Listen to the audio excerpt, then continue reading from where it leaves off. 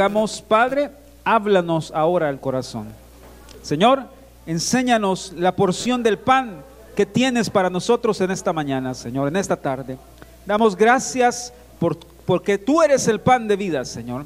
Damos gracias porque tú eres la vida que necesitamos para seguir adelante. En el nombre de Jesús te damos las gracias. Amén y amén. ¿Pueden sentarse? Ahora, ¿por qué cambié un poco eso?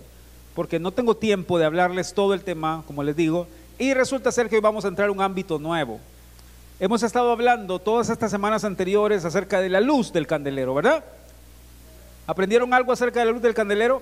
Hay mucho que hablar sobre eso y si el Señor permite pronto vamos a tener muchas más lecciones sobre ese tema. Pero de este lado también encontramos que hay otro nivel de crecimiento o hay otro ámbito de crecimiento en el que también tiene que ver la palabra de Dios. ¿Ok? Entonces, como les dije, no vamos a hacer preguntas y respuestas de yo a ustedes, de ustedes a mí, sino de yo a ustedes. ¿Están listos? ¿Listos? ¿Están despiertos? ¿Están cansados? Sí, dice, un poco. Es normal. ¿Por qué leí Juan capítulo 6? Van a ver. Número 1, ¿qué dice Efesios capítulo 4, versículo 13? Ya no se lo pueden, hermanos. ¿Qué pasó? ¿Se les olvidó? Hasta que todos lleguemos a la unidad de la fe y del conocimiento del Hijo de Dios, a un varón perfecto, a la medida de la estatura de la plenitud de Cristo. Amén. Entonces, ¿qué tienen? Esa estatura que se menciona ahí, a donde tenemos que aspirar a llegar, a donde tenemos que aspirar a crecer, es una medida, diga conmigo una medida. Es una madurez, un tamaño al que tenemos que llegar. Eso lo hemos visto semanas y semanas y semanas, ¿verdad? Y tenemos que hay pasos para crecer, para crecimiento, ¿verdad? Ya lo hemos aprendido, no lo voy a repetir. Tenemos dos experiencias básicas aquí. Tenemos la tercera experiencia en el Abacro, ¿verdad?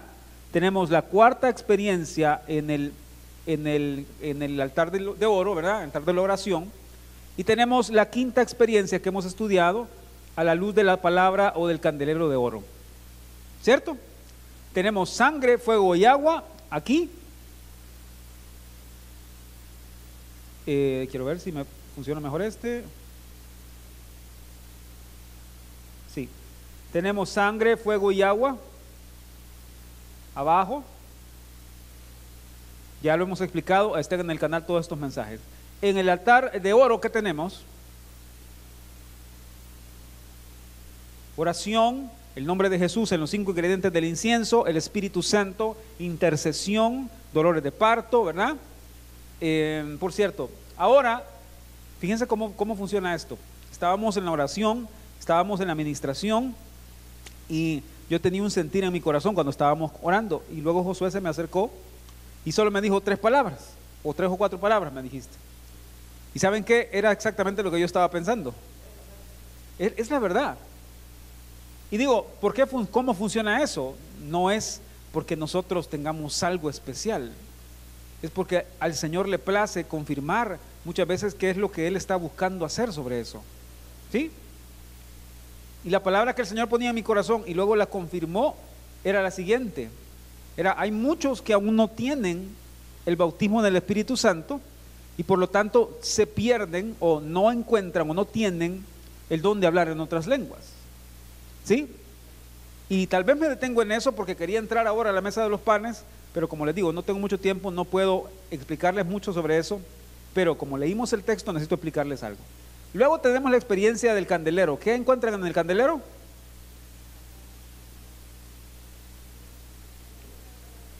La luz de la palabra, ¿verdad? La luz de la palabra. Por ejemplo, ¿qué dice Salmo 119, 105? Como que fue rezo, se oyó, hermanos. Lámpara es a mis pies tu palabra y lumbrera a mi camino. El jueves, si pudieron ver el estudio, ¿qué les enseñé? Les seguí enseñando sobre las manzanas de entendimiento, o cómo la palabra es el soporte que se convierte en esa ayuda que necesitamos para lidiar contra nuestros pensamientos. ¿Verdad? ¿Lo aprendieron? ¿Ya lo vieron? Hermanos, ¿están siguiendo ese estudio de jueves o no? ¿sí? Están siguiendo los estudios que estamos teniendo, o mejor dicho, los estrenos que estamos poniendo de cada domingo, los subimos lunes. Gracias al Señor, para seguir una secuencia. Muy bien, entonces vamos a poner punto y aparte a la luz de la palabra. Probablemente después volvamos, pero ahora vamos a introducirnos a la sexta experiencia que está en la mesa de los panes. ¿Sí? ¿Y cuál es esa experiencia en la mesa de los panes o qué representa? Fortaleza. ¿Por qué representa fortaleza? Así se ve, ¿verdad? ¿Por qué los panes representan fortaleza? O la mesa de los panes. ¿Por qué? ¿Alguien me puede explicar, decir, opinar, agregar?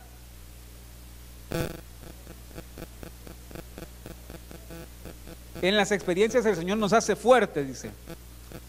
En el Antiguo Testamento había una sombra, tipo figura de esa mesa de los panes que iba a ser el pan de vida que es Jesucristo, ¿verdad? Los sacerdotes tenían que hornear pan y poner ese pan y dejarlo ahí en la mesa de los panes en el tabernáculo de Moisés. Y esos panes se lo comían al séptimo día, se lo comían en el Shabbat, que era el día especial. Ese día quitaban los panes que estaban durante toda la semana, ahí en unas hileras de 6 panes, 2 hileras de 6 panes que convertían 12 panes. Ahora saben para dónde vamos con ese tema de la mesa de los panes, ¿verdad? Van a ver unas cosas tremendas ahí. Esos 12 panes representaban los 12 nombres del Señor. ¿Sí? Nombres que los niños ya estudiaron y seguramente se pueden. ¿Y ustedes se los pueden? Se los dejo de tarea que se los aprendan, ¿ok? También ahí están en YouTube varios mensajes de eso. Pero encuentran que la fortaleza se obtenía de la siguiente manera. Ese pan que los sacerdotes se comían al séptimo día les daba fuerzas para seguir ministrando. ¿Pueden imaginarse ustedes que era comer un pan que había estado en la presencia de Dios durante una semana y había sido consagrado para Él? Si son cuidadosos y han leído su Biblia, se acordarán de una historia cuando David no tenía para comer y pidió que le dieran los panes de la proposición. Y esos panes se convirtieron en fortaleza, en fuerza, en sustento para él para seguir adelante. ¿De acuerdo? Ahora, ¿por qué les leí este texto? Porque la mesa de los panes, queridos hermanos, está total y absolutamente relacionada, emparejada con el principio de Jesús siendo el pan de vida. En pocas palabras, los panes que estaban en la mesa de los panes no eran otra cosa más que panes de vida. ¿Están siguiendo? Panes que traían vida y fortaleza a los sacerdotes. Y eso traído al ámbito práctico nuestro es lo siguiente, Vladi. Es que necesitas crecer espiritualmente hasta llegar al punto en que la palabra se convierta en tu fortaleza. En que la palabra de la que te alimentas sea lo que te dé la fuerza para seguir adelante. Esa es la experiencia del crecimiento espiritual. Hermanos, leer la Biblia no es solamente tomar un libro de historia y ver qué bonito lo que dice ahí. ¿Me están oyendo?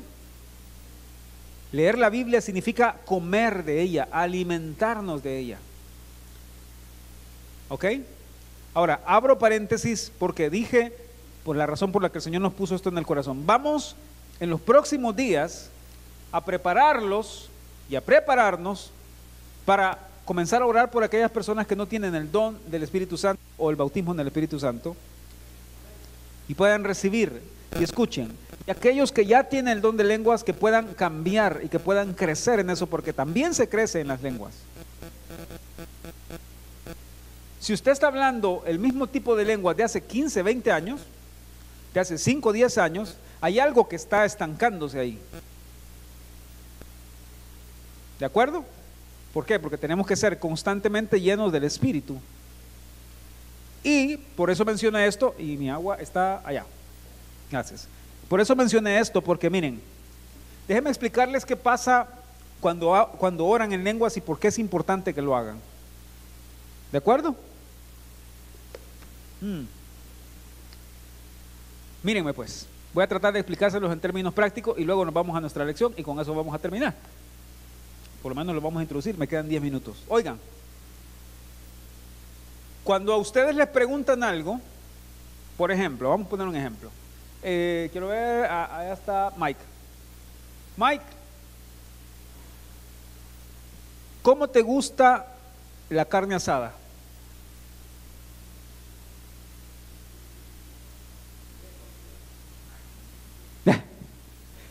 Bien cocida.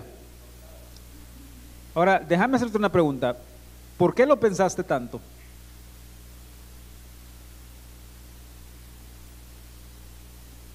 ¿Y por qué lo estás pensando tanto? ¿No estaba seguro? Tuviste que meditarlo.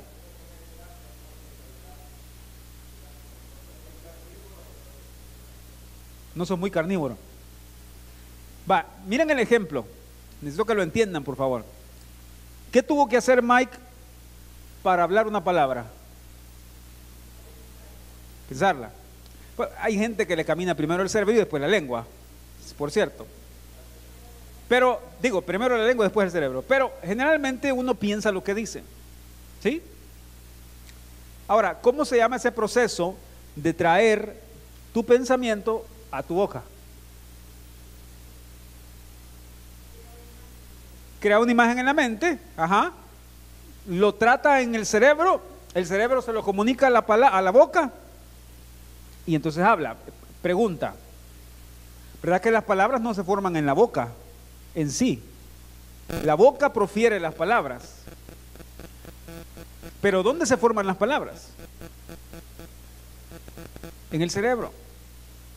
Había un muchacho en la casa, enfrente de la casa de mi bisabuela en Sonsonate, que por cierto tiene 103 años mi bisabuela.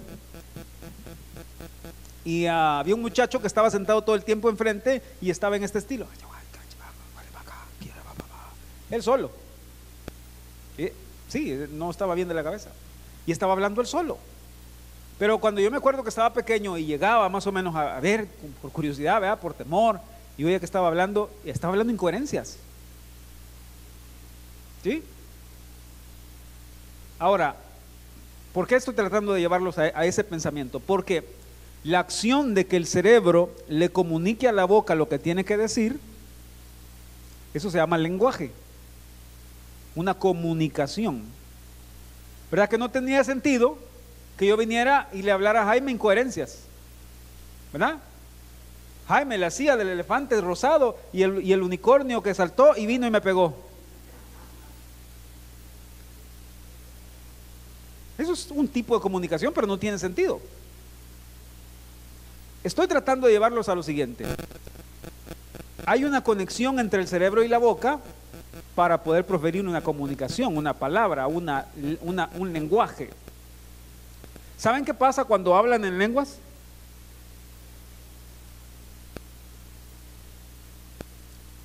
¿Se inventan las palabras? ¿Tiene sentido lo que dicen?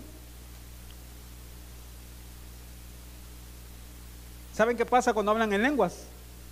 Es un milagro del espíritu que logra que haya una desconexión entre el cerebro y la boca. Cuando ustedes oran en lenguas, ustedes no están pidiendo conforme a lo que ustedes piensan o imaginan. ¿No han experimentado eso? Que empiezan a hablar en lenguas y cuando vienen a sentir, su boca está hablando sola. No hay nada aquí en el pensamiento. Es una desconexión total. Por eso dice Romanos 8 que el espíritu gime con gemidos indecibles porque no son entendibles. Por eso dice 1 Corintios capítulo 14 que el que habla en lenguas a sí mismo se edifica y habla con Dios y los hombres no pueden entenderle. Porque hay una desconexión entre el cerebro y la boca. ¿Me están siguiendo? Y cuando hablan esa lengua, cuando ustedes piden al Señor, confían en el Señor, creen en el Señor y dejan que el Espíritu tome y sea como un río, dice Juan capítulo 7, que fluya como un río de agua viva, ustedes prácticamente están anulando su razonamiento al momento de hablar en lenguas.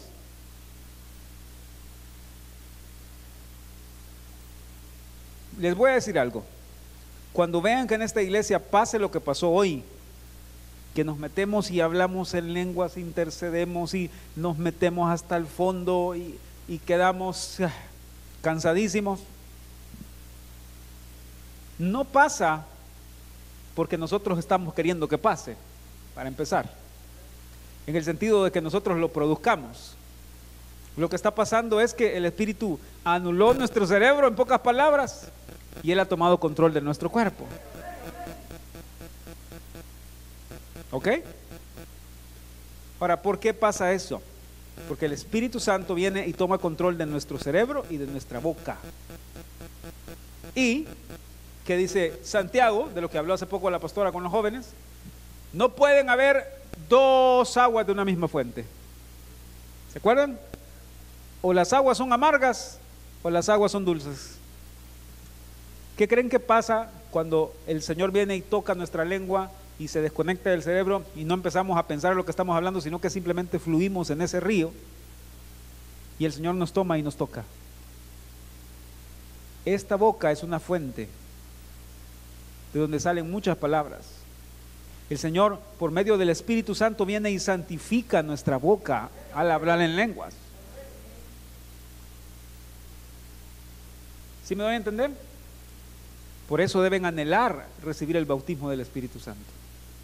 Se los he explicado y en otras ocasiones, creo que se los enseñé hace años, no me acuerdo. Les expliqué que hay dos tipos de personas. Las personas que son más de sentimientos y emociones, personas de corazón, y personas más de razonamiento, analíticas. ¿Sí? ¿Qué tiene que hacer la persona del corazón? Nada, la persona del corazón solo toca y hermano, ya está conectado. Solo entra por la puerta y ya viene. Señor. Vean, la persona de corazón entra y no, hermano, solo sintió la música y ya se conectó. Hay otros que no. Hay otros que tienen que entrar, hay otros que tienen que sentarse y empezar, Padre, te doy gracias, Señor, y empezar a pensar todo lo que Dios ha hecho, ahí se empiezan a conectar. ¿Sí? Hay personas que son analíticas, de razonamiento. ¿Qué creen que tiene que hacer una persona que es muy analítica si quiere dejar que el Señor lo toque? No, yo no quiero decir con eso que una persona tiene que dejar de meditar o de analizar. No, yo soy muy analítico, yo soy bastante escéptico en un montón de cosas. ¿Y saben qué me ha tenido que enseñar el Señor? A que deje de lado muchas veces tanto cuestionamiento. Para empezar, que el don del Espíritu es un don sobrenatural. Entonces no es algo que lo pueda producir yo en usted ni usted en mí. Solo lo puede producir el Espíritu Santo. Se llaman dones espirituales. No se llaman dones emocionales o dones de razonamiento. ¿Verdad que no se llaman así? Dones espirituales.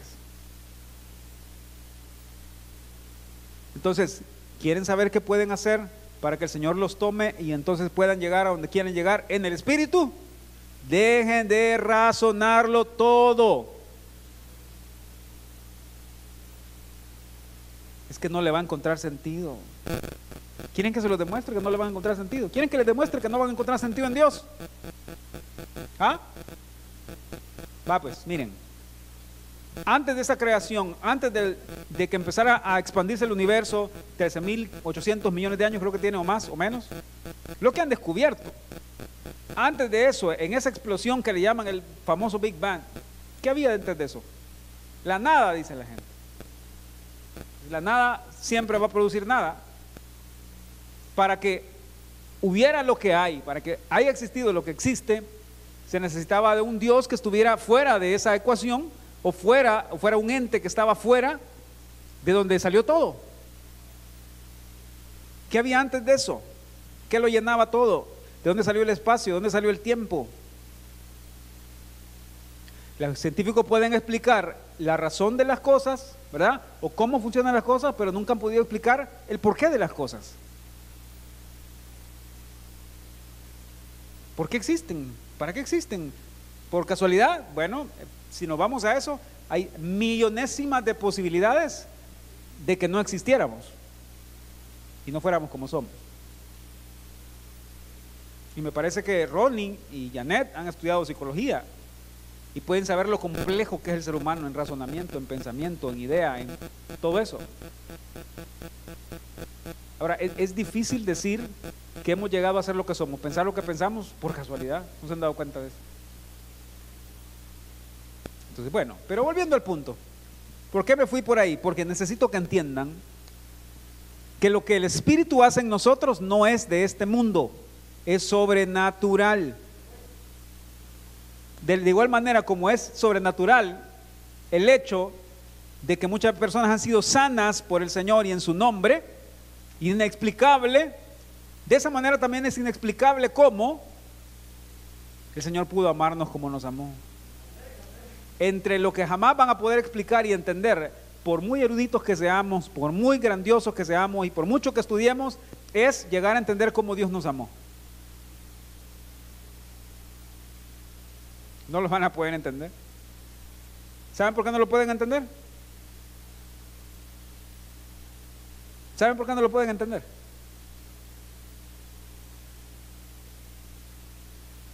Porque nadie de nosotros puede amar de la misma forma que Dios amó. Nadie de nosotros puede ser fiel como Dios lo es, entonces no lo podemos entender. Ahora, siguiendo y volviendo al punto, para poder terminar, explíquenme ustedes cómo funciona esto de la vida eterna. ¿Cómo funciona esto de que obtenemos la vida eterna nosotros? Necesito que lo piensen. ¿Tú que te habías puesto a pensar en esto, Andy? Fíjate pues. ¿Por qué estás en la iglesia? Bueno, porque el Señor me salvó, el Señor me redimió. ¿Te salvó de qué? De la condenación eterna, del infierno. Te dio nueva vida, vida eterna. Pero ¿cómo funciona eso de la vida eterna?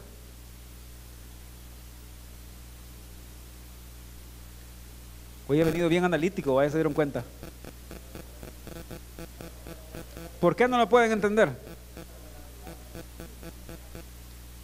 Por gracia, ajá, es un milagro. Pero ¿cómo sucede pues? O sea, ¿cómo se logra obtener la vida eterna?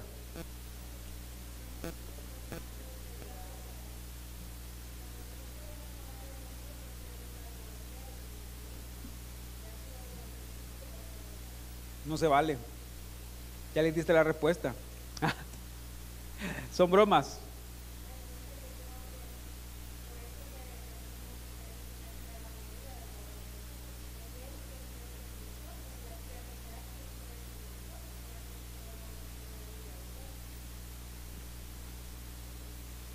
Ah, no, no había gift card.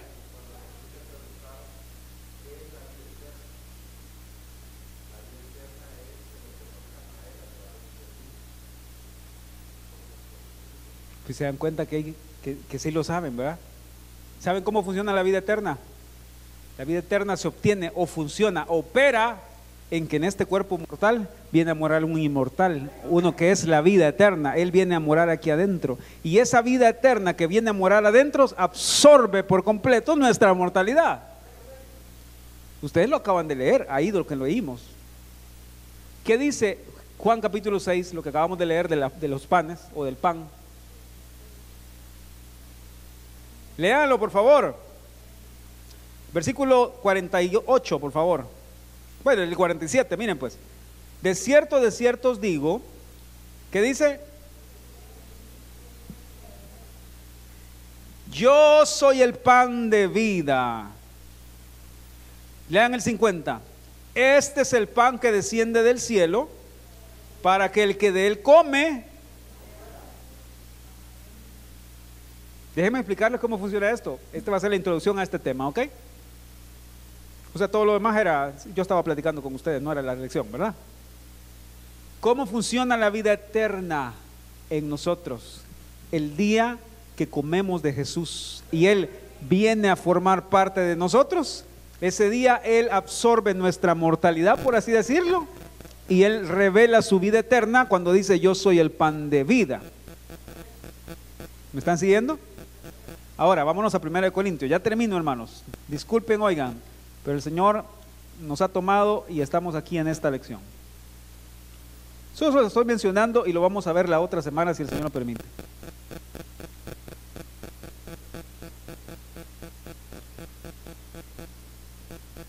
¿Lo tienen? 1 Corintios 6, 17. No les dije qué, ¿verdad? No dejen de venir la otra semana, oigan, porque muy tarde los voy a sacar ahorita. Ahí van a disculpar, ya son la 1.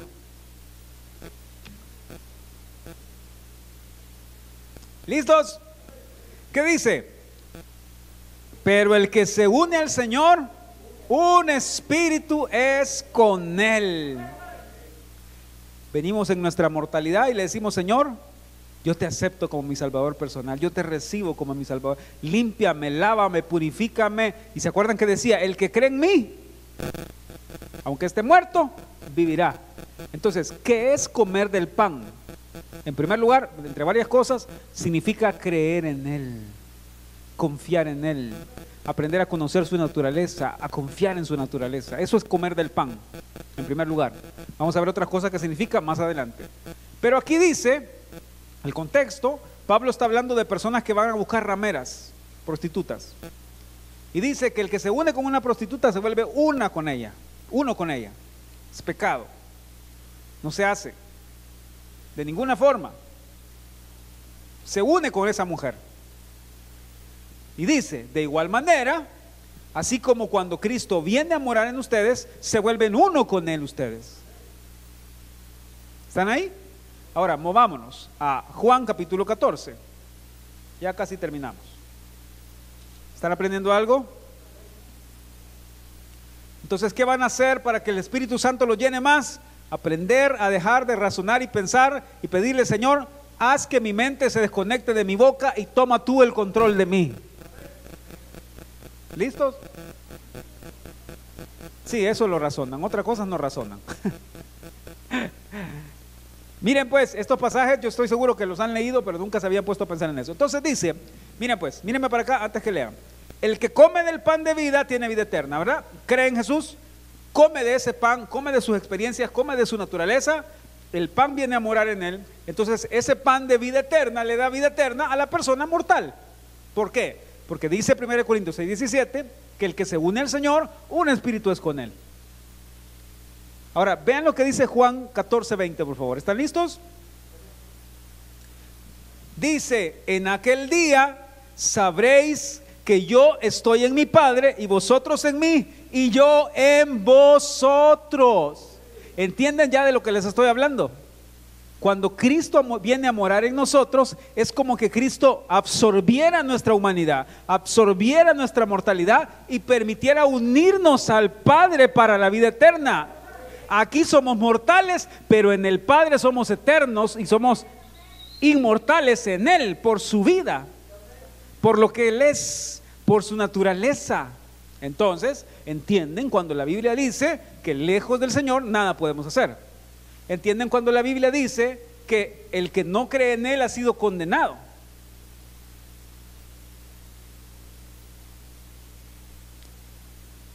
¿Qué les parece? Somos uno en Cristo cuando lo hemos recibido y hemos comido de su pan. Y así su vida eterna está en nosotros, concediéndonos a nosotros ser parte de esa vida eterna. Entonces, ¿desean comer del pan de vida? ¿Desean que al comer de ese pan de vida, ese pan absorba esa mortalidad que tienen o que tenemos? Aprendan a comer de ese pan y ese pan va a ir absorbiendo el viejo corazón y todo lo que está ahí. Ese pan se va a ir convirtiendo en esas semillas de luz de las que hemos hablado, absorbiendo toda la muerte que está ahí en nuestro corazón. Se los he enseñado. ¿Qué dice Juan capítulo 3? Dice: y las tinieblas contra la luz no prevalecen. coman del pan, y el pan es la palabra, el pan es la palabra, el pan son las experiencias en Jesús. Coman de eso y lo que van a tener es vida eterna. La vida va a formar parte de ustedes. Entonces, cuando vienen a la iglesia, cuando hacen el tiempo para estar aquí, exponerse a la palabra, ¿qué están comiendo? Vida. Entonces, si no vienen a la iglesia ese día, se perdieron esa porción. Pueden comer en su casa, para eso tienen su Biblia, ¿ok? Pero esta era una porción que era para hoy, para nosotros. El pan nuestro de cada día. La porción del domingo el Señor nos la da aquí en su presencia, en la alabanza y en la palabra. ¿Cuántos dan gracias al Señor por la vida eterna de Jesús que viene a nuestro corazón a absorber nuestra mortalidad? Y ahora entienden mejor por qué Él dijo, ¿verdad? Yo soy la resurrección y la vida. El que cree en mí, aunque esté muerto, vivirá. ¿Por qué? Porque si alguien que murió comiendo del pan, es solo cuestión de tiempo para que esa vida eterna se manifieste.